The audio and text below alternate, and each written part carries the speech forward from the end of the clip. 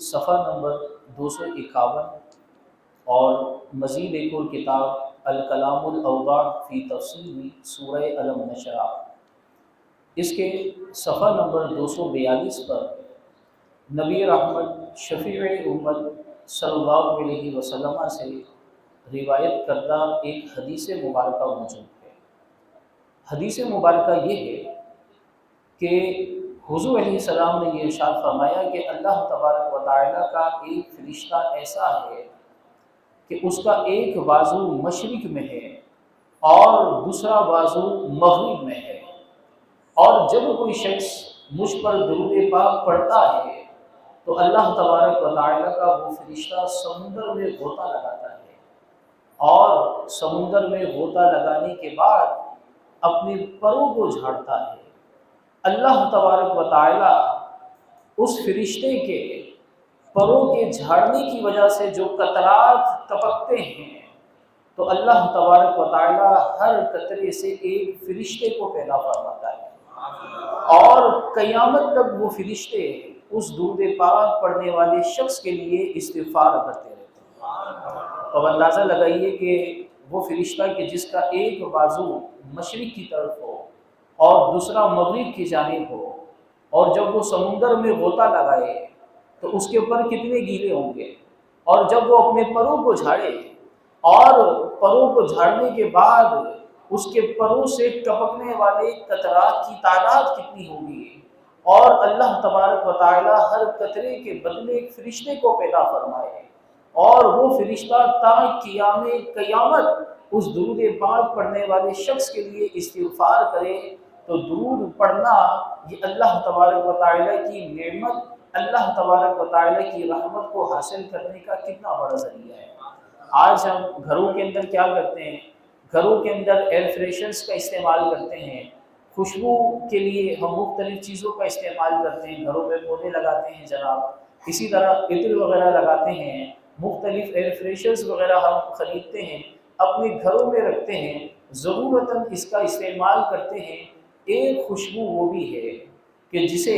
اللہ تبارک و تعالیٰ کے فرشتے محسوس کرتے ہیں۔ کون سی خوشبو ہے؟ سعادت الدارین جلد نمبر 2 صفحہ نمبر 261 پر یہ روایت موجود ہے، فرمایا گیا کہ ما من مجلس صلی فیہ علی النبی صلی اللہ علیہ وسلم الا عرضت له رائحۃ طیبۃ حتی تصل الی عنان السماء فتقول الملائکۃ ھذا من مجلس صلی فیہ علی النبی صلی اللہ علیہ وسلم، یعنی جب کسی مجلس میں نبی رحمت شفیع امت صلی اللہ علیہ وسلم کی ذات بابرکات پر درود پڑھا جاتا ہے تو اس مجلس سے ایک خوشبو اٹھتی ہے، یہاں تک کہ یہ خوشبو جب آسمانوں تک پہنچتی ہے تو آسمانوں پر موجود فرشتے اس خوشبو کو محسوس کر کے آپس میں ایک دوسرے سے یہ کہتے ہیں کہ یہ خوشبو کسی ایسی محفل، کسی ایسی مجلس کی طرف سے آئی ہے کہ جس محفل یا مجلس میں آپ علیہ السلام کی ذات بابرکات پر درود پڑھا گیا ہے۔ تو ہمیں بھی چاہیے کہ اپنی محفلوں کو، اپنی مجلسوں کو، اپنے گھروں کو، اپنی نشست و برخاست کو معطر بنانے کے لیے، معمر بنانے کے لیے نبی رحمت شفیع امت صلی اللہ علیہ وسلم کی ذات بابرکات پر کثرت کے ساتھ درود پاک پڑھا کریں۔ ابھی حصول برکت کے لیے ایک مرتبہ بآواز بلند درود پاک پڑھ لیجئے، صلو علی الحبیب صلی اللہ تعالی علی محمد صلی اللہ علیہ وسلم، صلاۃ و سلام علیک یا سیدی یا رسول اللہ۔ الحمدللہ آج 27 رجب المرجب کی شب ہے، اور یہ وہ شب ہے کہ جس میں اللہ کریم جل جلالہ و عظم نوالہ نے نبی رحمت شفیع امت صلی اللہ علیہ وسلم کو معجزہ معراج عطا فرمایا، اور جو معراج کا معجزہ ہے، علماء نے یہ لکھا، علامہ سعد الدین تفتزانی رحمۃ اللہ تعالی علیہ کی بڑی مشہور زمانہ تصنیف ہے جس کا نام شرح عقائد نسبیہ ہے، اور تقریباً مدارس دینیہ میں یہ کتاب پڑھائی جاتی ہے۔ علامہ سعد الدین تفتزانی رحمۃ اللہ تعالی علیہ نے لکھا کہ اللہ تبارک و تعالیٰ نے مختلف انبیاء کرام کو مختلف اوقات میں مختلف طرح کے معجزات عطا فرمائے۔ جس نبی کا جیسا دور تھا اللہ تبارک و تعالیٰ نے اس نبی کو اس دور کے مطابق ایسے معجزات عطا فرمائے کہ اس دور کے افراد جس فن میں یا جس چیز میں ماہر تھے، تو جب نبی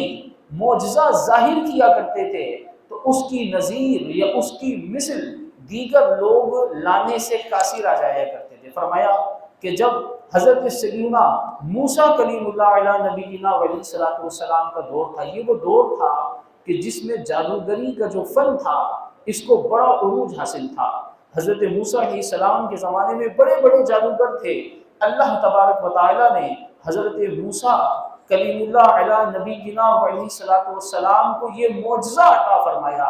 کہ آپ علیہ السلام کے پاس ایک لاٹھی ہوا کرتی تھی، جب اس لاٹھی کو یہ زمین پر ڈالا کرتے تھے تو اللہ تبارک و تعالیٰ کی عطا سے وہ لاٹھی اژدہا بن جایا کرتی تھی۔ اسی طرح جب کسی اندھیرے مقام پر حضرت عیسیٰ علیہ السلام تشریف لے جاتے جہاں اندھیرا ہوتا تو اللہ تبارک و تعالیٰ کی عطا سے وہ لاٹھی روشن ہو جایا کرتی تھی۔ اسی طرح جب حضرت سیدنا صالح علیہ السلام کا دور تھا تو علماء نے لکھا کہ حضرت صالح علیہ السلام کے زمانے میں سنگ تراشی کا جو فن تھا اسے بڑا عروج حاصل تھا، اور لوگ پتھروں کی مدد سے مختلف مورتیاں بنایا کرتے تھے، مختلف ڈیزائن والی شکلیں بنایا کرتے تھے۔ تو سنگ تراشی کا جو فن تھا اسے بڑا عروج حاصل تھا۔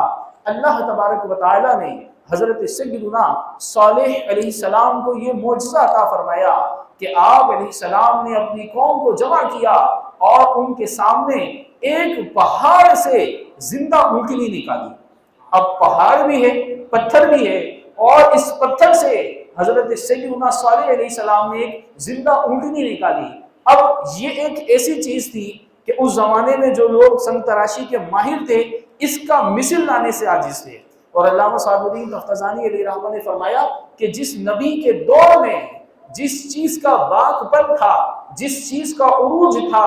اللہ تبارک و تعالیٰ نے اس نبی کو اس دور میں ایسے معجزات عطا فرمائے کہ لوگ اس کی مثل لانے سے عاجز آ گئے۔ حضرت سیدنا عیسیٰ علیہ السلام کا جو دور تھا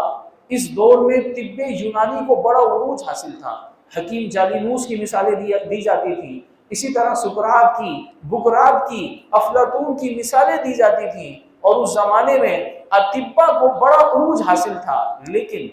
تین ایسی چیزیں تھیں کہ حضرت عیسیٰ علیہ السلام کے زمانے میں طب کے علاج میں مہارت کے باوجود تین ایسی چیزیں تھیں کہ اس زمانے کے اطباء ان تین چیزوں کے علاج سے قاصر تھے۔ پہلی چیز یہ تھی کہ اگر کوئی بچہ پیدا ہوتے وقت نابینا ہوتا تو اس زمانے میں اطباء کوشش کے باوجود اس کا علاج دریافت نہیں کر سکے۔ اسی طرح اگر کسی شخص کو کوڑ کا مرض ہو جاتا، اس کے جسم پر داغ دھبے وغیرہ نکل آتے ہیں جسے ہم برس وغیرہ بھی کہتے ہیں، تو جس کے جسم پر برس کے داغ دھبے نکل آتے جو کوڑی ہو جایا کرتا تھا، اطباء اس کا علاج نہیں کر پاتے تھے۔ اسی طرح جو تیسری چیز تھی وہ موت تھی، یعنی اس زمانے میں ان کے پاس موت کا کوئی علاج نہیں تھا کہ کوئی ایسا طریقہ، کوئی ایسا سبب، کوئی ایسا علاج ہو کہ جس علاج کے ذریعے سے یہ مردہ شخص کو زندہ کر دیں۔ اللہ تبارک و تعالیٰ نے حضرت سیدنا عیسیٰ روح اللہ علیہ نبینا علیہ الصلوۃ والسلام کو یہ تینوں معجزات عطا فرمائے۔ جب آپ علیہ السلام کی بارگاہ میں کسی ایسے شخص کو لایا جاتا جو پیدائشی طور پر نابینا ہوتا،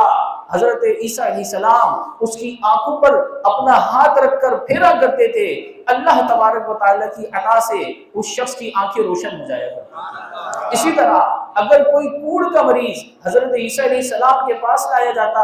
آپ علیہ السلام اس کے جسم پر اپنا ہاتھ پھیرا کرتے تھے، اللہ تبارک و تعالیٰ اسے شفا عطا فرما دیتا۔ اسی طرح جو مردے ہوا کرتے تھے، حضرت سیدنا عیسیٰ علیہ السلام مردوں کو ٹھوکر کی مدد سے زندہ کر دیا کرتے تھے، یعنی کسی مردے کو حضرت عیسیٰ علیہ السلام ٹھوکر لگایا کرتے تھے، اللہ تبارک و تعالیٰ آپ کے ہاتھ پر یہ معجزہ ظاہر فرماتا تھا کہ مردے کو ٹھوکر لگانے کی وجہ سے وہ مردہ زندہ ہو جایا کرتا تھا۔ حضرت داؤد علیہ السلام کا دور تھا، اس زمانے میں لحن کو، آواز کو بڑا عروج حاصل تھا۔ لوگوں کی آوازیں بڑی خوبصورت ہوا کرتی تھی، جب کسی چیز کو پڑھا کرتے تھے تو لوگ ششدر ہو جایا کرتے تھے۔ اللہ تبارک و تعالیٰ نے حضرت داؤد علیہ السلام کو ایسا لحن عطا فرمایا، ایسی آواز عطا فرمائی، روایتوں میں ہے کہ جب حضرت سیدنا داؤد علیہ السلام زبور کی تلاوت فرمایا کرتے تھے تو اڑتے ہوئے پرندے آواز کی خوبصورتی کی وجہ سے رک جایا کرتے تھے۔ حضرت سیدنا داؤد علیہ السلام کے دور میں جو لوہے کی صنعت ہے اس کو بڑا عروج حاصل تھا، لوہے کو ڈھال کر مختلف شکلیں بنائی جاتی تھی، مختلف ٹولز بنائے جاتے تھے، مختلف آلات بنائے جاتے تھے۔ اللہ تبارک و تعالیٰ نے حضرت سیدنا داؤد علیہ السلام کو یہ معجزہ عطا فرمایا کہ جب حضرت سیدنا داؤد علیہ السلام اپنے ہاتھوں میں لوہے کو لیا کرتے تھے تو لوہا آپ علیہ السلام کے ہاتھ میں آ کر بالکل نرم ہو جایا کرتا تھا، اور لوہے کو جس طرح چاہتے اس طرح کی شکل دے دیا کرتے۔ حضرت سیدنا یوسف علیہ السلام کا جب دور تھا تو اس زمانے میں حسن کے جلوے ہوا کرتے تھے، لوگ اپنی خوبصورتی پر نازا ہوا کرتے تھے۔ اللہ تبارک و تعالیٰ نے حضرت یوسف علیہ السلام کو کیسا حسن عطا فرمایا۔ مفتی احمد یار خان نعیمی رحمۃ اللہ تعالیٰ علیہ مرۃ المناجی کی 8ویں جلد میں ارشاد فرماتے ہیں کہ اللہ تبارک و تعالیٰ نے حضرت یوسف علیہ السلام کو ایسا حسن عطا فرمایا تھا کہ آدھی دنیا کے لوگوں کا حسن ایک طرف تھا اور بقیہ آدھی دنیا کے لوگوں کا حسن اللہ تبارک و تعالیٰ نے حضرت سیدنا یوسف علیہ السلام کو عطا فرمایا تھا۔ تو ہر نبی کے دور میں جس چیز کا عروج تھا اللہ تبارک و تعالیٰ نے اس نبی کے ہاتھ پر ویسے ہی معجزات ظاہر فرمائے۔ جب نبی رحمت شفیع امت صلی اللہ علیہ وسلم کا دور آیا تو اس دور کے اندر زبان اور بیان کو بڑا عروج حاصل تھا۔ آپ علیہ السلام کے دور مبارک میں عرب میں بڑے بڑے فصیح اور بلیغ شعراء ہوا کرتے تھے جو فصاحت اور بلاغت پر مبنی اشعار کہا کرتے تھے، اور بچہ بچہ ان اشعار کی فہم اور سمجھ بوجھ رکھا کرتا تھا۔ علماء نے لکھا کہ اللہ تبارک و تعالیٰ نے نبی رحمت شفیع امت صلی اللہ علیہ وسلم کو جو سب سے بڑا معجزہ عطا فرمایا وہ معجزہ قرآن ہے۔ اللہ تبارک و تعالیٰ نے قرآن کو نبی رحمت شفیع امت صلی اللہ علیہ وسلم کی زبان مبارک کے ذریعے سے ہم لوگوں تک پہنچایا، اور ساتھ ساتھ کفار کو یہ چیلنج بھی دیا گیا۔ پہلے کفار کو چیلنج دیا گیا کہ تم قرآن کریم کی مثل 10 صورتیں لے کر آ جاؤ، پھر جب یہ اس سے عاجز آ گئے تو پھر فرمایا گیا کہ قرآن کریم کی مثل 1 سورت بھی لے آؤ، لیکن کفار قرآن کریم کی مثل 1 سورت بھی نہیں لا سکے۔ علامہ جلال الدین سیوطی رحمۃ اللہ تعالی علیہ نے الاتقان فی علوم القرآن اس کتاب میں یہ لکھا ہے کہ اگر قرآن کریم کی مثل لانا ممکن ہوتا نا تو پھر غزوہ احد بھی نہیں ہوتا اور غزوہ بدر بھی نہیں ہوتا۔ کیوں نہیں ہوتا؟ کہ اللہ تبارک و تعالیٰ نے کفار کو چیلنج دیا کہ اگر تم سمجھتے ہو کہ یہ کلام جسے حضور علیہ السلام تمہارے سامنے پڑھتے ہیں، جس کی تلاوت کرتے ہیں، اگر تمہیں یہ شک ہے کہ یہ کلام الہی نہیں ہے تو پھر تم اس کی مثل لے آؤ۔ فرمایا کہ تم اس کی مثل ہرگز نہیں لا سکو گے۔ ہم یہ دیکھتے ہیں آج دنیا میں مختلف مقامات سے کتابیں پبلش ہوتی ہیں، مختلف رائٹرز ہوتے ہیں جناب، اور مختلف مطبوعات ہوتے ہیں۔ تو جب بھی کوئی کتاب چھپتی ہے تو ہم یہ دیکھتے ہیں کتاب کے شروع میں یا کتاب کے آخر میں یہ لکھا ہوتا ہے کہ اگر اس کتاب میں آپ کوئی غلطی پائیں تو مہربانی فرما کر اس ای میل ایڈریس پر یا اس نمبر پر یا یہ جو فیکس نمبر ہے اس پر آپ ہمیں اطلاع دیں، ہم کوشش کریں گے کہ اگلے ایڈیشن میں اس غلطی کو درست کر لیا جائے۔ یعنی آج تقریباً دنیا کی ہر زبان میں جو چھپنے والی کتابیں ہیں، مختلف موضوعات پر مبنی جو کتابیں ہیں، مختلف جو معلوماتی کتابیں ہوا کرتی ہیں، شروع میں یا آخر میں تحریر ہوتی ہے، رائٹر کی طرف سے تحریر ہوتی ہے یا جو کتاب کو چھاپنے والا ہوتا ہے اس کی طرف سے تحریر ہوتی ہے کہ اگر کتاب کا قاری، کتاب کو پڑھنے والا کوئی مسٹیک دیکھے، کوئی غلطی دیکھے تو ہمیں مطلع کرے اور ہم آپ کے شکر گزار بھی ہوں گے۔ اگلے ایڈیشن میں اس غلطی کو ہم درست کر لیں گے۔ لیکن قرآن کریم بھی ایک کتاب ہے۔ اس کتاب کے شروع میں کیا فرمایا گیا؟ اس کتاب کے شروع میں فرمایا گیا ذالک الکتاب لا ریب فیہ،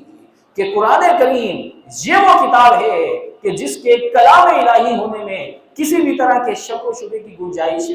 نہیں ہے۔ تو اللہ تبارک و تعالیٰ نے حضور علیہ السلام کو سب سے بڑا معجزہ قرآن کریم کی شکل میں عطا فرمایا، لیکن علماء نے یہ لکھا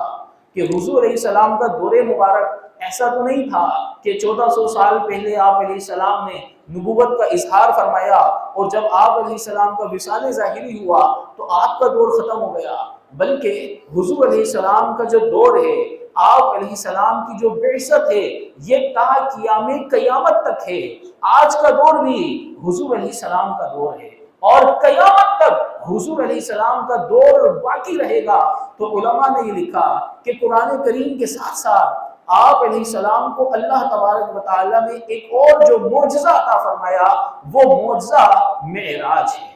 اور وہ معجزہ معراج کس طرح سے ہے؟ ہم یہ دیکھتے ہیں کہ آج سائنس اتنی ترقی کر چکی ہے کہ دنیا کو ایک گلوبل ولیج کہا جانے لگا ہے۔ آج ہم دیکھتے ہیں کہ اپولو کے ذریعے سے چاند پر پہنچنے کی کوششیں ہو رہی ہیں۔ آج ہم یہ دیکھتے ہیں کہ ہوائی جہاز کے ذریعے سے ایک ملک سے دوسرے ملک انسان گھنٹوں میں چلا جاتا ہے۔ تو اب سائنسی اعتبار سے بھی ٹیکنالوجی کا دور ہے۔ آپ علیہ السلام کو اللہ تبارک و تعالیٰ نے اعلان نبوت کے 11ویں سال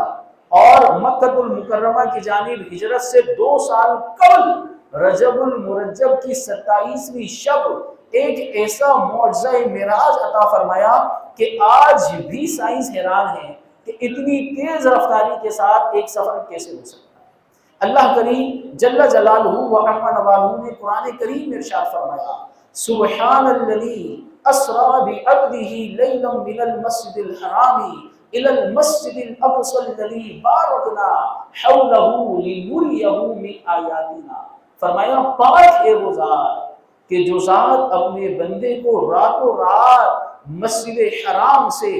مسجد اقصی تک لے گئی۔ کون سی مسجد اقصی؟ وہ مسجد اقصی کہ جس کے ارد گرد ہم نے اپنی برکتیں رکھی۔ اور کیوں لے گئی؟ لِنُرِيَهُ مِنْ آیَاتِنَا، تاکہ اللہ رب العزت کی وہ پاک ذات اپنے بندہ خاص کو اپنی نشانیاں دکھائے۔ ہم یہ دیکھتے ہیں کہ اردو کے اندر ہم سفر کے اعتبار سے آنا جانا اس طرح کی اصطلاحات استعمال کرتے ہیں، سائنسی اعتبار سے اسے حرکت کہا جاتا ہے۔ ہمارے یہاں مدارس دینیہ میں ایک بڑی مشہور و معروف کتاب ہے کہ جس کا نام ہدایت الحکمت ہے، اور اس ہدایت الحکمت نامی کتاب میں یہ ہم طلباء کو بتاتے ہیں کہ جب بھی کوئی حرکت ہوتی ہے تو اس کی مختلف وجوہات ہوتی ہیں، مختلف اسباب ہوتے ہیں۔ کوئی بھی حرکت محرک کے بغیر نہیں ہو سکتی، یعنی جب بھی کوئی حرکت ہوگی تو حرکت دینے والا بھی ہوگا، اسی طرح کسی کو حرکت دی بھی جا رہی ہوگی، اسی طرح حرکت کا کوئی زمانہ بھی ہوگا جس زمانے میں حرکت دی جا رہی ہوگی۔ حرکت کہاں سے شروع ہوئی، حرکت کہاں تک ختم ہوئی، حرکت کیوں دی گئی، تو اس کی مختلف وجوہات ہوتی ہیں۔ ہم یہ دیکھتے ہیں کہ قرآن کریم برہان رشید کی اس آیہ مبارکہ میں ان ساری چیزوں کا لحاظ رکھا گیا ہے۔ فرمایا گیا سبحان الذی اسری بعبدہ، پاک ہے وہ ذات کہ جو اپنے بندے کو راتوں رات مسجد حرام سے مسجد اقصی تک لے گئی۔ تو لے جانے والی ذات کون ہے؟ اللہ رب العزت کی ذات ہے۔ کس ذات کو لے جایا گیا؟ حضور علیہ السلام کو لے جایا گیا۔ کب لے جایا گیا؟ لیلاً، رات میں لے جایا گیا۔ کہاں سے لے جایا گیا؟ من المسجد الحرام، مسجد حرام سے لے جایا گیا۔ کہاں تک لے جایا گیا؟ الی المسجد الاقصی، مسجد اقصی تک لے جایا گیا۔ کیوں لے جایا گیا؟ اس لیے کہ لنریہ من آیاتنا، کیا تاکہ حضور علیہ السلام کو اللہ رب العزت اپنی خاص نشانیاں دکھائے۔ ہمارا یہ عقیدہ ہے کہ اللہ رب العزت نے 27 رجب المرجب کی شب جو نبی رحمت شفیع امت صلی اللہ علیہ وسلم کو معراج کا معجزہ عطا فرمایا، تو آپ علیہ السلام اسی شب میں، اسی رات میں، بلکہ اس رات کے انتہائی قلیل حصے میں مسجد حرام سے مسجد اقصی تک تشریف لے گئے۔ پھر مسجد اقصی سے آپ پہلے آسمان پر، پہلے آسمان سے دوسرے آسمان پر، یہاں تک کہ 7ویں آسمان تک آپ علیہ السلام گئے۔ پھر 7ویں آسمان سے مزید اوپر سدرۃ المنتہا تک گئے۔ پھر سدرۃ المنتہا سے مزید اوپر مستوی تک گئے۔ پھر مستوی سے مزید اوپر عرش الہی تک گئے۔ اور پھر عرش الہی سے مزید اوپر وہاں تک گئے کہ جہاں نہ کوئی مکان ہے، جہاں نہ کوئی زمان ہے، اور وہاں اللہ رب العزت کا نبی رحمت شفیع امت صلی اللہ علیہ وسلم نے جاگتی آنکھوں سے دیدار کیا۔ علامہ محمود آلوسی نے تفسیر روح المعانی میں یہ لکھا ہے کہ جب نبی رحمت شفیع امت صلی اللہ علیہ وسلم کو یہ معراج کا سفر کروایا گیا تو اگلی صبح نبی رحمت شفیع امت صلی اللہ علیہ وسلم گزشتہ رات اپنی چچا زاد بہن حضرت ام ہانی رضی اللہ تعالی عنہ ان کے گھر پر تھے، اور یہی سے ہی حضور علیہ السلام کو سفر معراج کے لیے لے جایا گیا۔ جب حضور علیہ السلام سفر معراج سے واپس آئے تو آپ علیہ السلام نے سب سے پہلے حضرت سیدتنا ام ہانی رضی اللہ تعالی عنہ انہیں اس قصہ معراج کی خبر دی، لیکن یہ بڑا ایک عقلی اعتبار سے دیکھا جائے کہ رات کے قلیل حصے میں مسجد حرام سے مسجد اقصی تک کا سفر ہو گیا،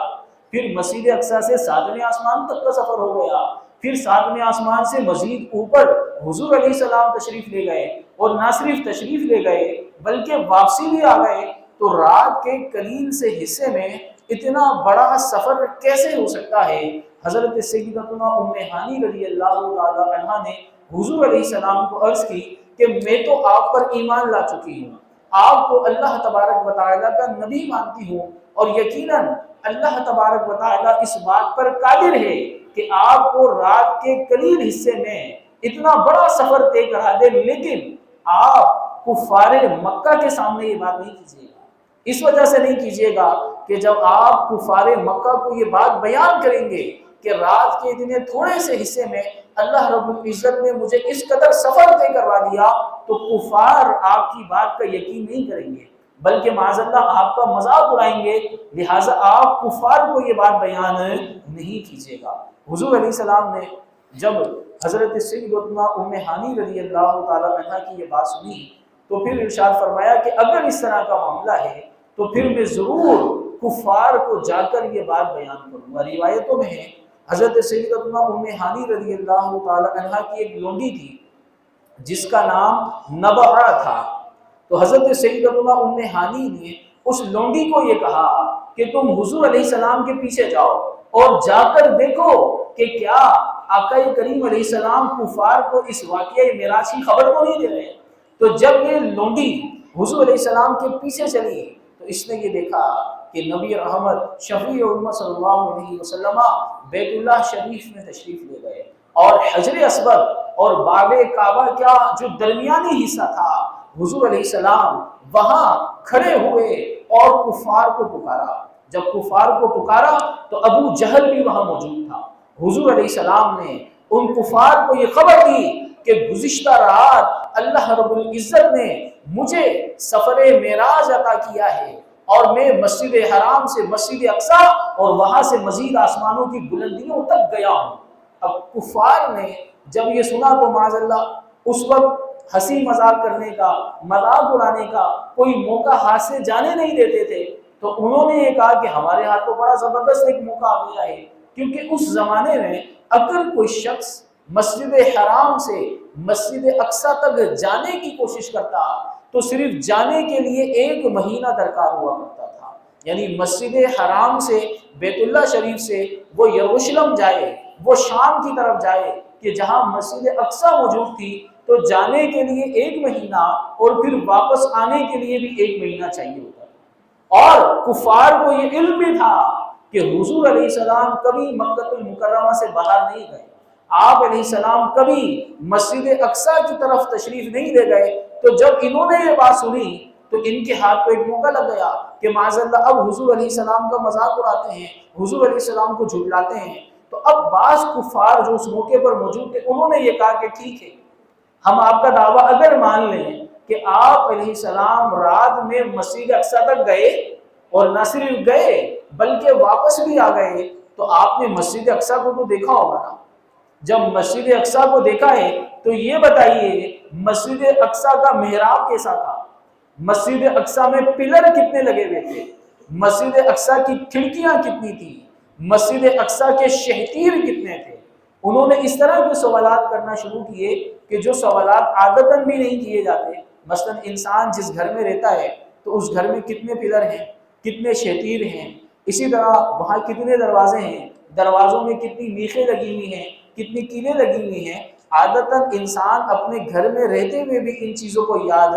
نہیں رکھتا. لیکن جب کفار نے حضور علیہ السلام سے مسجد اقصی کی نشانیوں کے بارے میں پوچھا تو نبی رحمت شفیع امت صلی اللہ علیہ وسلم فرماتے ہیں کہ اللہ تبارک و تعالیٰ نے میرے سامنے مسجد اقصی کو یوں حاضر کر دیا جیسے میں اپنے چچا کے گھر ابو طالب کو دیکھتا ہوں. اور کفار سوال کرتے جاتے، حضور علیہ السلام ان کے سوالوں کے جوابات دیتے چلے جاتے. جب سارے سوال ہو گئے تو پھر اس کے بعد کہا امنات فقط اصحابہ، کہ آپ سے ہم نے جتنی نشانیاں پوچھی ہیں، نشانیاں تو آپ نے صحیح بتائی ہیں، لیکن ہو سکتا ہے کہ آپ علیہ السلام خود تو نہیں گئے ہو، لیکن اپنے کسی صحابی کو بھیج دیا ہو، اپنے کسی رفیق کو بھیج دیا ہو کہ وہ مسجد اقصی جائے اور جا کر وہاں کا نقشہ بنا کر لے آئے، وہاں کی نشانیاں نوٹ کر کے لے آئے اور آپ نے ان نشانیوں کو نوٹ کر لیا ہو. تو ہو سکتا ہے کہ آپ ان نشانیوں کی مدد سے ہمیں بتا رہے ہوں اور آپ خود نہیں تشریف لے گئے ہوں. تو حضور علیہ السلام نے ارشاد فرمایا کہ تم نے خود ہی تو سوال کیا تھا کہ اگر ہم یہ سوالات کرتے ہیں، پوچھتے ہیں اور آپ تصدیق کر دیتے ہیں اور نشانیاں بتا دیتے ہیں تو ٹھیک ہے، ہم آپ کی بات مان لیں گے، اب تم خود ہی جھٹلاتے ہو. تو بعض کفار وہ بھی تھے، انہوں نے یہ کہا کہ اگر آپ مسجد حرام سے مسجد اقصی گئے ہیں تو مسجد اقصی تو شام کی طرف ہے، مکہ المکرمہ کے کئی تجارتی قافلے شام گئے ہوئے ہیں، تو آپ تو گئے بھی ہیں اور واپس بھی آئے ہیں، تو کیا آپ نے ہمارے تجارتی قافلوں کو دیکھا ہے؟ نبی رحمت شفیع امت صلی اللہ علیہ وسلم نے ارشاد فرمایا کہ میں نے تمہارے ایک تجارتی قافلے کو مقام روحا میں دیکھا ہے، تمہارے فلاں دوسرے تجارتی قافلے کو اس جگہ پر دیکھا ہے، اور اس کی نشانی یہ ہے کہ جس جگہ پر اس تجارتی قافلے نے پڑاؤ کیا ہوا تھا، ایک شخص اپنی اونٹنی سے اترنے کی کوشش کر رہا تھا اور اس کا توازن خراب ہوا اور وہ شخص اپنی اونٹنی سے گرا اور اس کا بازو ٹوٹ گیا ہے. جب تمہارا تجارتی قافلہ مکہ المکرمہ آئے تو تم دیکھ لینا تمہارے قافلے میں ایک شخص کا بازو ٹوٹا ہوا ہوگا. فرمایا کہ تمہارا تیسرا تجارتی قافلہ میں نے دیکھا کہ وہ مکہ المکرمہ پہنچنے والا ہے اور ممکن ہے کہ آج شام تک تمہارا وہ تجارتی قافلہ مکہ المکرمہ پہنچ جائے. تو کفار نے کہا ٹھیک ہے، شام تو بالکل قریب ہے اور معاملہ زیادہ دور نہیں ہے، آپ فرما رہے ہیں کہ آپ مسجد حرام سے مسجد اقصی تک گئے اور آپ نے ہمارے قافلوں کو دیکھا اور ایک قافلہ آج مغرب میں پہنچ جائے گا، تو آزما کر دیکھ لیتے ہیں کہ کیا واقعتاً آپ نے سفر کیا یا نہیں. اب سورج غروب ہونے کا وقت قریب ہے، ایک طرف صحابہ کرام رضوان اللہ تعالی علیہم اجمعین موجود ہیں، دوسری طرف یہ کفار بھی موجود ہیں اور قافلے کی آمد کا انتظار کیا جا رہا ہے، یہاں تک کہ سورج جب ڈوبنے کے بالکل قریب ہوتا ہے تو ایک صحابی رسول حضور علیہ السلام کی بارگاہ میں حاضر ہوتے ہیں، عرض کرتے ہیں اللہ کے رسول، یہ جو قافلہ ہے جس نے مغرب کی نماز تک لوٹنا تھا، تو قافلہ تو کسی بھی وجہ سے تاخیر کا شکار ہو سکتا ہے، تو آج اگر سورج ڈوب گیا اور قافلہ نہیں آیا تو ان کفار کو ہم پر ہنسنے کا موقع مل جائے گا، ہمیں تانے دینے کا موقع مل جائے گا، اور پھر ہم ان کی باتوں کا کیا جواب دیں گے. جب انہوں نے حضور علیہ السلام کی بارگاہ میں یہ عرض کیا تو حضور علیہ السلام کی جو مبارک طبیعت تھی اس پر یہ بات گرا گزری. کتابوں میں یہ لکھا ہے کہ جیسے ہی حضور علیہ السلام کے قلب اطہر پر یہ بات گرا گزری کہ اگر قافلہ کسی بھی وجہ سے لیٹ ہو گیا تو ان کفار کو آج باتیں کرنے کا موقع مل جائے گا، اسی وقت حضرت سیدنا جبرائیل امین علیہ السلام حضور علیہ السلام کی بارگاہ میں حاضر ہو گئے. عرض کی کہ اے اللہ کے رسول، قافلہ جب تک آئے گا نہیں اس وقت تک سورج کو ڈوبنے نہیں دیں گے، سورج ڈوبے گا ہی اس وقت کہ جب قافلہ آئے گا. اب سورج جیسے ہی ڈوبا تو کفار خوش ہو رہے تھے، تو ایک کافر نے پکار کر کہا کہ دیکھو سورج ڈوب چکا ہے. تو مسلمانوں کے لشکر میں سے کسی صحابی نے یہ کہا کہ دوسری طرف دیکھ لو قافلہ بھی آ چکا ہے. تو حضور علیہ السلام کا جو یہ سفر تھا، علماء نے یہ لکھا کہ یہ سفر مسجد حرام سے مسجد اقصی تک بھی ہوا اور پھر مسجد اقصیٰ سے 7ویں آسمان تک گئے، پھر 7ویں آسمان سے مزید اوپر گئے، اللہ تبارک و تعالیٰ کا دیدار بھی کیا۔ لیکن قرآن کریم میں کیا بیان کیا گیا کہ سبحان الذی اسری بعبدہ لیلا من المسجد الحرام الی المسجد الاقصیٰ، کہ وہ ذات پاک ہے کہ جو اپنے بندے کو راتوں رات مسجد حرام سے مسجد اقصیٰ تک لے گئے۔ سفر مسجد اقصیٰ تک تھوڑی تھا۔ آج اگر کوئی شخص کراچی سے اسلام آباد سفر کرنا چاہے تو وہ یہ تھوڑی کہے گا کہ میں کراچی سے ملتان گیا۔ وجہ اس کی یہ ہے کہ سفر کراچی سے اسلام آباد ہے، تو یہ بیان کرے گا کہ میں کراچی سے نکلا اور اسلام آباد گیا۔ اگر کہتا ہے کہ میں ملتان گیا، میں کراچی سے پشاور گیا، میں کراچی سے فیصل آباد گیا، تو ہم کہیں گے کہ اس نے اپنے مکمل سفر کی تو خبر نہیں دی۔ سفر تو اسلام آباد کی طرف ہوا تھا، آدھے سفر کی خبر کیوں دی؟ اسی طرح یہ سفر مسجد حرام سے مسجد اقصیٰ تک تھوڑی ہوا تھا، بلکہ مسجد اقصیٰ سے مزید آگے تک یہ سفر تھا۔ تو جب مزید آگے تک یہ سفر تھا تو پھر مکمل بتانا چاہیے تھا کہ وہ ذات پاک ہے کہ جو مسجد حرام سے مسجد اقصیٰ تک لے گئی، پھر مسجد اقصیٰ سے 7ویں آسمان تک لے گئی، پھر 7ویں آسمان سے مزید اوپر تک لے گئی، یہاں تک کہ دیدار کیا۔ تو قرآن میں اسے کیوں بیان نہیں کیا گیا؟ علماء نے لکھا اس کی وجہ یہ ہے، کافروں کو عرش الہی کا علم نہیں تھا، کافروں کو نہیں پتا تھا کہ عرش الہی کیسا ہوتا ہے، کافروں کو آسمانوں کا بھی علم نہیں تھا کہ آسمانوں کی کیفیت، حیت اور ماہیت کس طرح کا ہوا کرتی ہے۔ ہاں، کفار کو مسجد اقصیٰ کا علم ضرور تھا، مسجد حرام کو دیکھا ہوا تھا۔ اسی طرح اس زمانے میں قافلے تجارت کے لیے یروشلم جایا کرتے تھے، شام جایا کرتے تھے، تو مسجد حرام بھی دیکھی بھالی تھی، مسجد اقصیٰ کا بھی علم تھا، اس کو بھی دیکھ چکے تھے۔ تو کفار کو آرگومنٹس کرنے کا، کفار کو اعتراض کرنے کا موقع دیا گیا۔ اگر کہا جاتا کہ پاک ہے وہ ذات کہ جو مسجد حرام سے اپنے بندے کو عرش الہی تک لے گئی، تو عرش تو کفار نے دیکھا ہی نہیں تھا، تو سوال کیسے کرتے؟ سوال قائم کرنے کے لیے فرمایا گیا مسجد حرام سے مسجد اقصیٰ تک لے گئی۔ اب جب مسجد اقصیٰ کا بیان ہوا تو کہا مسجد اقصیٰ تو ہم نے دیکھی ہوئی ہے۔ جب حضور سے نشانیاں پوچھی، حضور علیہ السلام نے ساری نشانیاں بھی بتائیں، تو گویا کہ اس میں اس بات کی طرف اشارہ ہے کہ نبی کے سفر کی انتہا مسجد حرام سے مسجد اقصیٰ نہیں ہے، لیکن جو کفار ہیں، جو کافر ہیں، ان کی جو معلومات کی انتہا ہے وہ مسجد حرام سے مسجد اقصیٰ ہے۔ یعنی نبی کے سفر کی مسجد حرام سے مسجد اقصیٰ انتہا نہیں ہے، لیکن کفار کو مسجد حرام سے مسجد اقصیٰ تک کا علم تھا۔ تو اس میں اس بات کی طرف اشارہ کہ جب مسجد اقصیٰ تم نے جو دیکھی ہوئی ہے، اس کی نشانیاں بھی حضور علیہ السلام نے تمہیں بتا دی ہیں، تو تم اس بات پر بھی یقین رکھو کہ وہ ذات کہ جو مسجد حرام سے مسجد اقصیٰ کی طرف لے جا سکتی ہے، تو اسی طرح وہ ذات مسجد اقصیٰ سے 7ویں آسمان تک بھی لے جا سکتی ہے۔ اسی طرح وہ ذات 7ویں آسمان سے مزید اوپر سدرۃ المنتہا تک اور مستوی تک بھی لے جا سکتی ہے۔ ہم یہ دیکھتے ہیں کہ نبی رحمت شفیع امت صلی اللہ علیہ وسلم کا جب یہ سفر معراج کا سلسلہ ہوا تو حضرت سیدنا جبرائیل امین علیہ السلام حضور علیہ السلام کی بارگاہ میں حاضر ہوئے، اور حضرت سیدتنا ام ہانی رضی اللہ تعالی عنہا کی گھر کی جو چھت تھی، چھت کا کچھ حصہ شاک ہوا،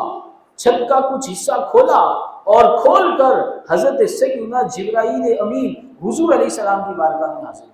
عرض کی ان اللہ اشتاق الی لقائک یا رسول اللہ، اے اللہ کے رسول، اللہ رب العزت کو آپ سے ملاقات کا اشتیاق ہے، اللہ رب العزت کی بارگاہ میں مجھے آپ کو لے کر جانا ہے۔ علماء نے لکھا کہ ایک طرف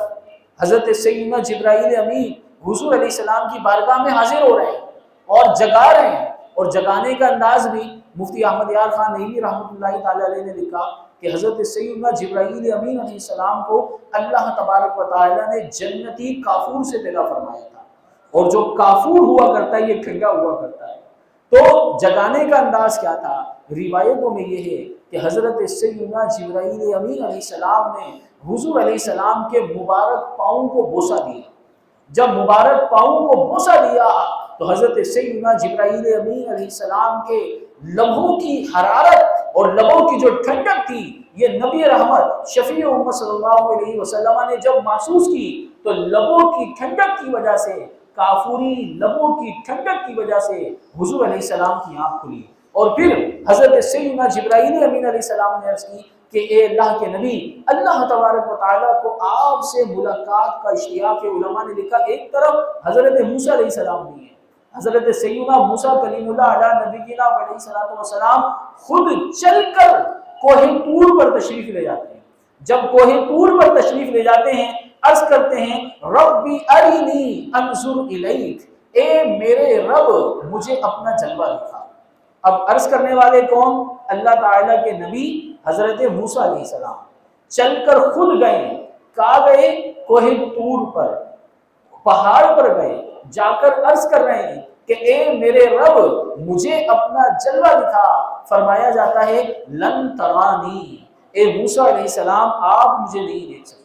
روایتوں میں ہے کہ جب حضرت سیدنا موسیٰ علیہ السلام نے اصرار کیا کہ اے میرے رب مجھے اپنا جلوہ دکھا، اور اللہ رب العزت نے منع فرمایا، تو آگے قرآن کریم برہان رشید میں بھی بیان کیا گیا وَلَكِنِ انظُرْ إِلَى الْجَبَلِ فَإِنِ اسْتَقَرَّ مَكَانَهُ فَسَوْفَ تَرَانِي۔ فرمایا گیا کہ اے موسیٰ علیہ السلام آپ کوہ طور کی طرف دیکھیے، اور اللہ رب العزت کوہ طور پر اپنی تجلی ڈالے گا۔ اگر یہ پہاڑ تجلی کے بوجھ کو برداشت کر سکا، فرمایا فَسَوْفَ تَرَانِي، اے موسیٰ علیہ السلام تو پھر آپ مجھے دیکھ سکیں گے۔ اب تفسیر روح المعانی میں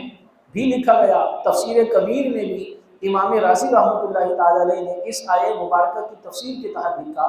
کہ اللہ تبارک و تعالی نے اپنی صفاتی تجلی، اپنی ذاتی تجلی نہیں بلکہ اپنی صفاتی تجلی کا ظل یعنی عکس، سایہ، اور مکمل ظل عکس یا سایہ بھی نہیں بلکہ اپنی صفاتی تجلی کے ظل کا اتنا حصہ کہ جس حصے کو ہم سوئی کے ناکے کا کروڑواں حصہ کہہ سکتے ہیں،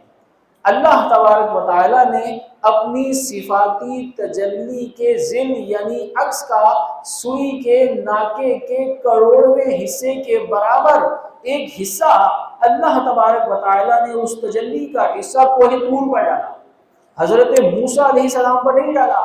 بلکہ کوہ طور پر ڈالا، اور کتنا حصہ ڈالا؟ صفاتی تجلی کے ظل کا سوئی کے ناکے کے کروڑویں حصے کے برابر اللہ تبارک و تعالی نے تجلی کا حصہ کوہ طور پر ڈالا۔ قرآن کریم میں بیان کیا گیا کہ جب حضرت موسیٰ علیہ السلام نے کوہ طور کی طرف دیکھا تو حضرت سیدنا موسیٰ علیہ السلام بے ہوش ہو کر زمین پر تشریف لے آئے۔ مکمل تجلی، ذاتی تجلی بھی نہیں فرمائی بلکہ صفاتی تجلی۔ اسی طرح صفاتی تجلی کا بھی سایہ جسے ہم عکس کہتے ہیں، ظل کہتے ہیں، اور وہ مکمل ظل بھی نہیں بلکہ ظل کی کیفیت کیا تھی کہ سوئی کے ناکے کے کروڑویں حصے کے برابر صفاتی تجلی کا جو ظل تھا، جب اسے کوہ طور پر ڈالا گیا تو موسیٰ علیہ السلام اس وقت تاب نہ لا سکے اور بے ہوش ہو کر زمین پر تشریف لے آئے۔ فرمایا گیا کہ جب یہ سلسلہ ہوا فلما افاقا قال سبحانک، جب حضرت سیدنا موسیٰ علیہ السلام کی طبیعت بہتر ہوئی تو عرض کی کہ اے میرے رب تیرے لیے پاکیزگی ہے، اور میں نے تجھ سے اس بات کا سوال ہی کیوں کیا تھا۔ لیکن علماء نے یہ لکھا کہ جب حضرت موسیٰ علیہ السلام نے کوہ طور پر تجلی کو پڑھتے ہوئے دیکھا تو حضرت سیدنا موسیٰ کلیم اللہ علیہ نبینا علیہ السلام کی جو بصارت تھی، آپ علیہ السلام کی آنکھوں کی جو روشنائی تھی، یہ کیسی ہو گئی تھی؟ علماء نے یہ لکھا کہ حضرت موسیٰ علیہ السلام کی بصارت پھر ایسی ہو گئی تھی کہ اگر 10 فرسخ، ایک فرسخ 3 میل کا ہوتا ہے، 10 فرسخ کا مطلب 30 میل، تقریباً 48 کلومیٹر،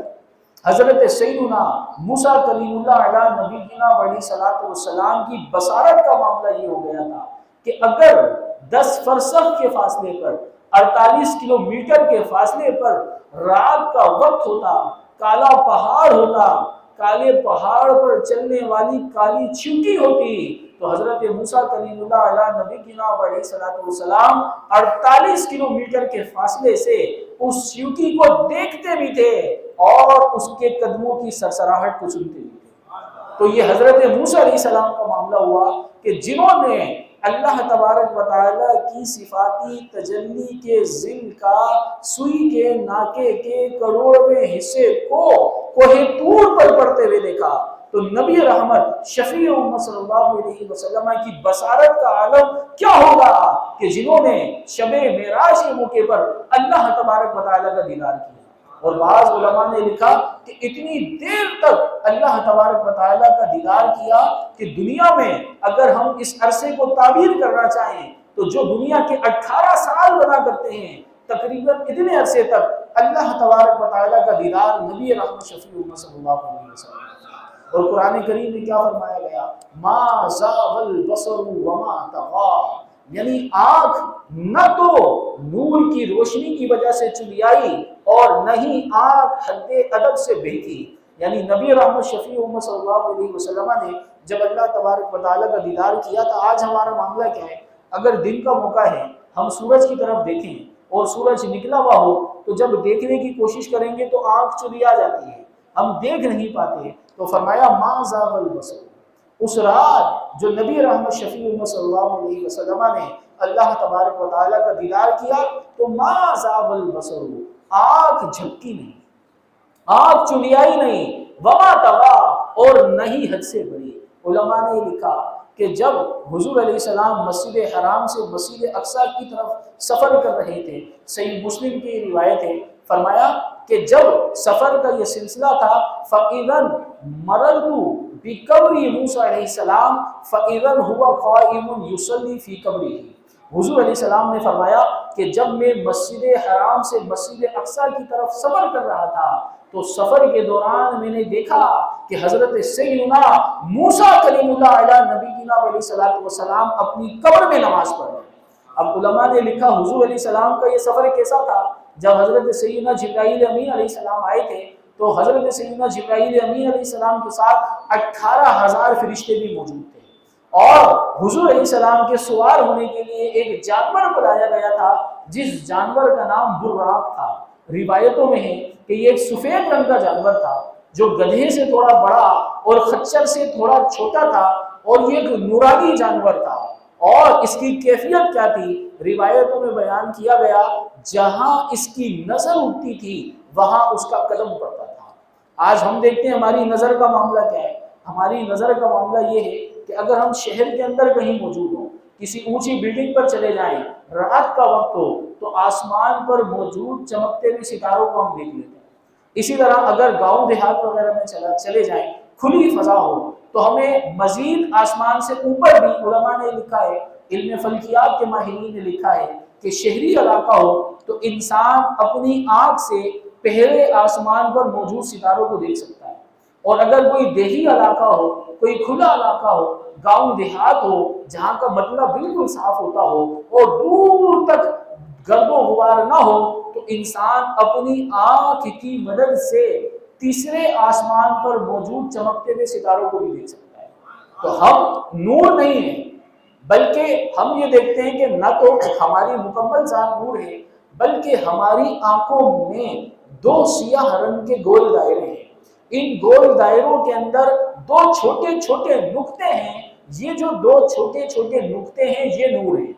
تو ہمارا مکمل جسم نور نہیں بلکہ 2 نقطے ہیں جو نور کا کام دیتے ہیں، جو روشنی کا کام دیتے ہیں، جس کی مدد سے ہم دیکھتے ہیں۔ تو جب ان 2 نقطوں کی مدد سے جو کہ نوری نقطے ہیں ہم تیسرے آسمان پر موجود ستاروں کو دیکھ لیتے ہیں تو وہ براق کہ جو مکمل نور سے بنا ہوا تھا اس کی نظر کہاں تک دیکھتی ہوگی۔ تو فرمایا کہ جب میں براق پر سوار ہو کر جا رہا تھا تو حضرت سیدنا موسیٰ علیہ السلام کو اپنی قبر میں نماز پڑھتے ہوئے دیکھا۔ ہم یہ دیکھتے ہیں کہ سفر معراج کا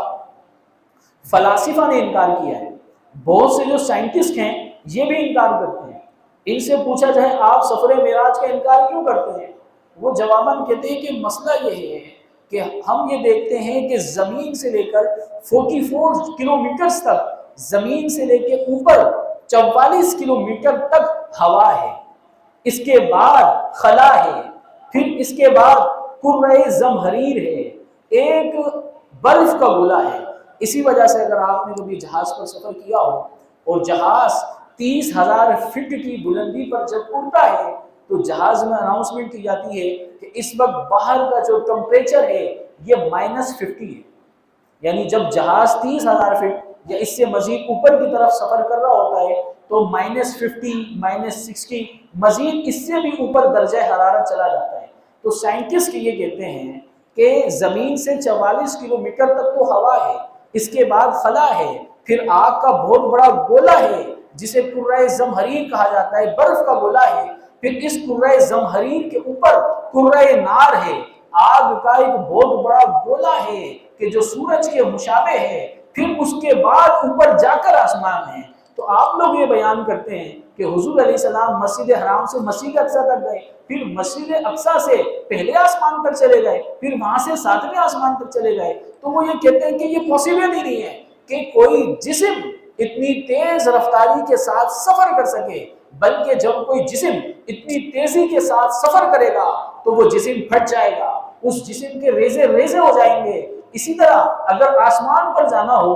تو ہم یہ دیکھتے ہیں آکسیجن سلنڈر ہونا چاہیے، آکسیجن سلنڈر کے بغیر پہلے آسمان دوسرے آسمان پر پہنچنا ممکن نہیں ہے۔ تو آپ کیسے بیان کرتے ہیں کہ حضور علیہ السلام نے سفر معراج کیا؟ اسی وجہ سے علماء نے لکھا کہ جب سفر معراج کے بیان کا آغاز ہوا تو فرمایا گیا سبحان الذی اسریٰ بعبدہ لیلا من المسجد الحرام، کہ وہ ذات کہ جو ہر ایک سے، حضرت سیدنا طلحہ بن عبید اللہ رضی اللہ تعالی عنہ سے روایت ہے کہ سبحان کا مطلب کیا ہے؟ سبحان کا مطلب ہے تنزیہ اللہ تعالی من کل سوء، اللہ تبارک و تعالی کا ہر عیب سے، ہر بیماری سے، ہر نقص سے پاک ہونا، اس کا مطلب سبحان ہے۔ تو پتہ یہ چلا کہ وہ اللہ رب العزت جو ہر شے پر قادر ہے، اس شے پر بھی قادر ہے، اس چیز پر بھی قادر ہے کہ رات کا قلیل حصہ ہو اور حضور علیہ السلام کو اس قلیل حصے کے اندر مسجد اقصی حرام سے مسجد اقصی تک اور مسجد اقصی سے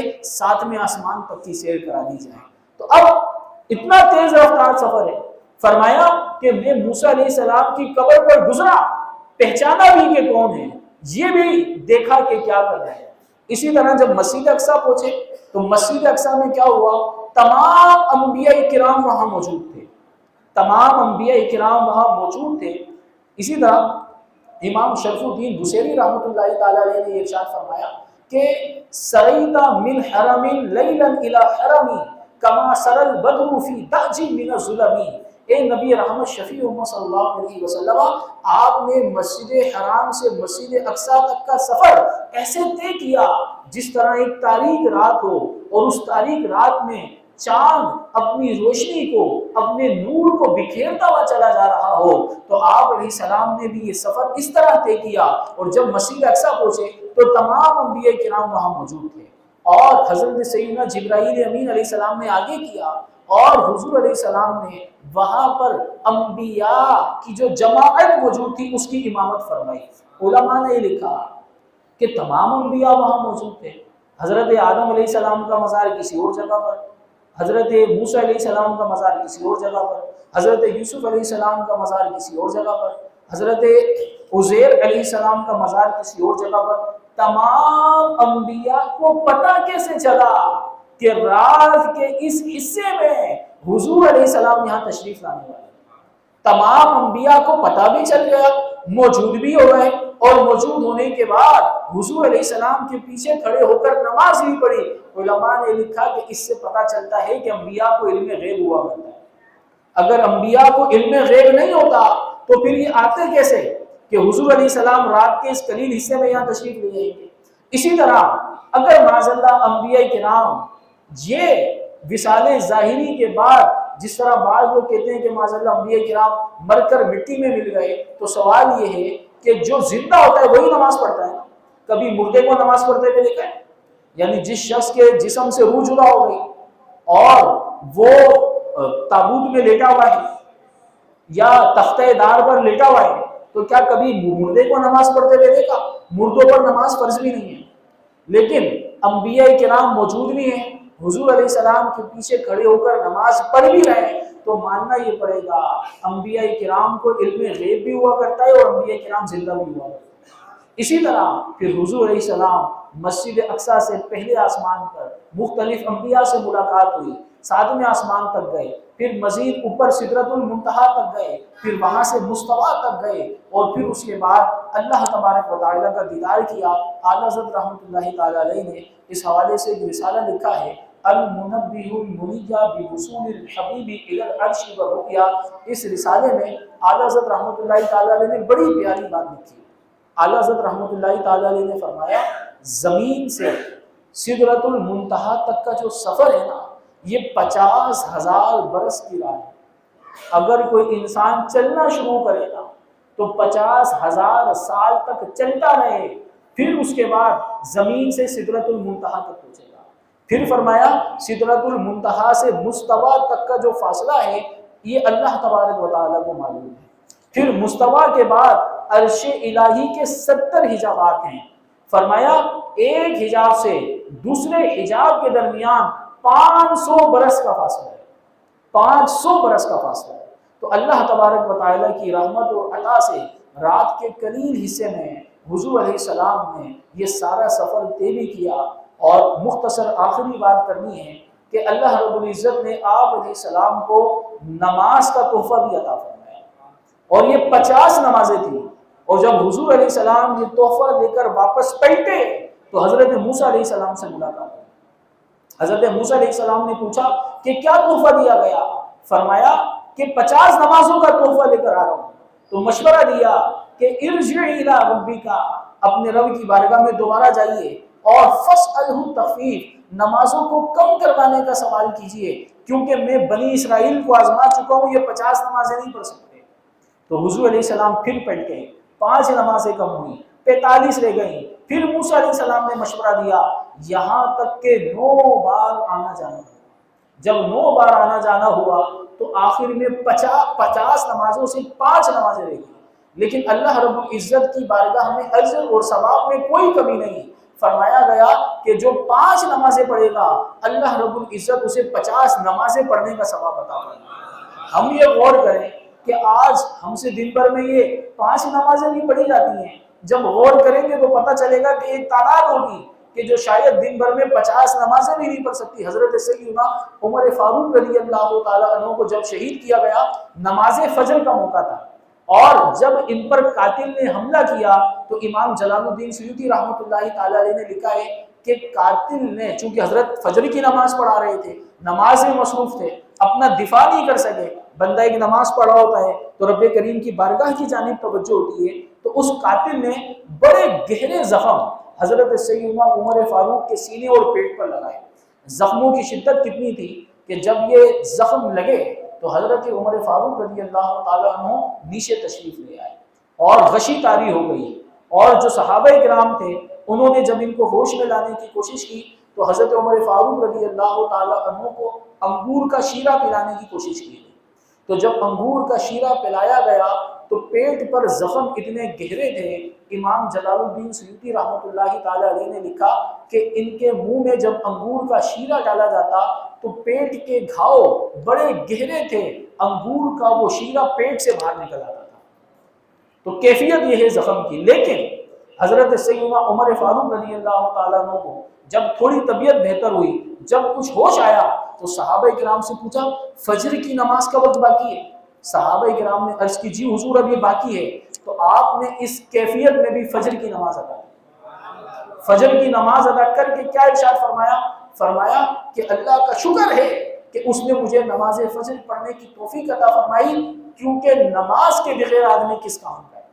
یہ وہ حضرت سیدنا عمر فاروق رضی اللہ تعالیٰ عنہ ہیں، دریائے نیل میں ان کا بھیجا گیا خط ڈالا گیا تھا، دریائے نیل خشک ہو چکا تھا، اہل مصر نے ان کی طرف خط لکھا کہ قحط سالی ہے، پینے کو پانی نہیں ہے، تو کیا کریں؟ دریائے نیل کو خط لکھا۔ حضرت عمر فاروق نے فرمایا اگر تو اپنی مرضی سے چلتا ہے نا تو پھر مسلمانوں کو تیرے پانی کی کوئی ضرورت نہیں ہے، اور اگر تو اللہ تعالیٰ کے حکم سے چلتا ہے تو اللہ کا بندہ عمر تجھے حکم دیتا ہے کہ جاری ہو جائے۔ تو جیسے ہی وہ خط دریائے نیل میں ڈالا گیا، علماء لکھتے ہیں آج تک دریائے نیل کا پانی جاری ہو سکتا ہے۔ تو یہ حضرت سیدنا عمر فاروق تھے۔ اسی طرح حضرت سیدنا امام ابراہیم نقی رحمۃ اللہ تعالیٰ علیہ بڑے مشہور بزرگ ہیں، بہت بڑے محدث تھے۔ ایک بار سفر کر رہے تھے، گھوڑے پر موجود تھے، ٹھوکر لگی زمین پر نیچے آئے، گھوڑا بھی زخمی ہوا اور مر گیا۔ تو لوگوں نے کہا کہ آپ کا سفر بڑا طویل ہے، حضرت آپ کا تو گھوڑا پڑ گیا ہے، سفر کیسے کریں گے؟ فرمایا ٹھہرو، اور اس کے بعد 2 رکعتیں نماز ادا کی، اللہ رب العزت کی بارگاہ میں دعا کے لیے اپنے ہاتھوں کو اٹھا لیا۔ علماء نے لکھا کہ اللہ تبارک و تعالیٰ نے ان کی دعا کی برکت سے مرے ہوئے گھوڑے کو زندہ کر دیا۔